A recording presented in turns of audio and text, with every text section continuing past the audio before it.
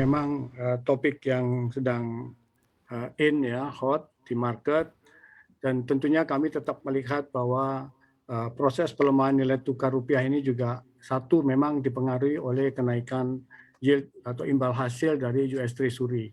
Dan ini tentunya berdampak juga kondisinya penguatan dolar secara broad base ke seluruh nilai tukar.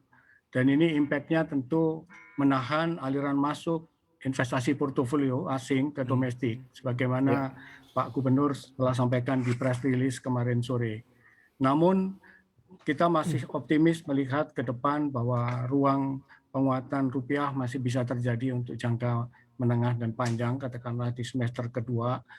Dan pelemahan rupiah kalau kita lihat per hari ini, Mas Erwin, rupiah itu relatif melemah sekitar 2,6 terdepresiasi, volatility-nya sekitar 7,8%. Ini masih jauh lebih baik dibanding peer group negara emerging lain, misalnya seperti Brasil yang melemah 7,6, volatility-nya 18%, Meksiko melemah 4,3%, volatility-nya bahkan 24,7%, bahkan Korea Selatan melemah jauh lebih dalam minus 3,88, volatility-nya 9%, dan Thailand minus 2,7, dekat dengan kita tapi dengan volatility yang memang relatif rendah sekitar 5,7%. Jadi dalam konteks ini market sangat dinamik, tentunya supply dan demand, permintaan dolar sedang banyak, dan kami akan terus mengupayakan keseimbangan supply dan demand falas di pasar domestik tetap terjaga.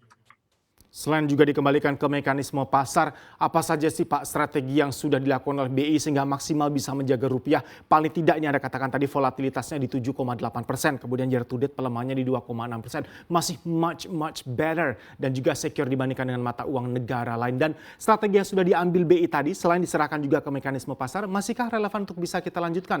Paling tidak nanti Pak sampai masuk ke semester yang kedua, mengingat sentimen-sentimen global yang berkembang akhir-akhir ini juga cukup kencang Pak Aryadi ya. Ya benar Mas Erwin, memang kita juga melihat dinamika pasarnya memang sedang penguatan US dollar. Namun BI sebagaimana mandatnya sesuai undang-undang, kami terus hadir di pasar, terus memperkuat kebijakan stabilisasi nilai tukar rupiah agar sesuai dengan fundamentalnya, dan tentunya mekanisme pasar, keseimbangan supply dan demand falas kami pantau setiap hari, dan kami juga terus melakukan operasi moneter triple intervention baik di pasar dolar rupiah, SPN, dan tentunya di pasar uang sendiri, dan memastikan ketersediaan likuiditas di pasar itu tetap berimbang. Ini yang bisa menguatkan kondisi idiosyncratic negeri kita dibanding negara-negara peer tadi. Apalagi kita sangat beda dengan Brasil bahwa kita real rate kita masih positif dan kita masih memberi ruang return sekitar, kalau dengan selisih US Treasury dengan SPN kita yang 10 tahun ada sekitar minimum 500 basis point positif. Demikian. Install aplikasi kami CNBC Indonesia di Google Play Store dan App Store untuk mengikuti perkembangan terkini berita bisnis dan ekonomi.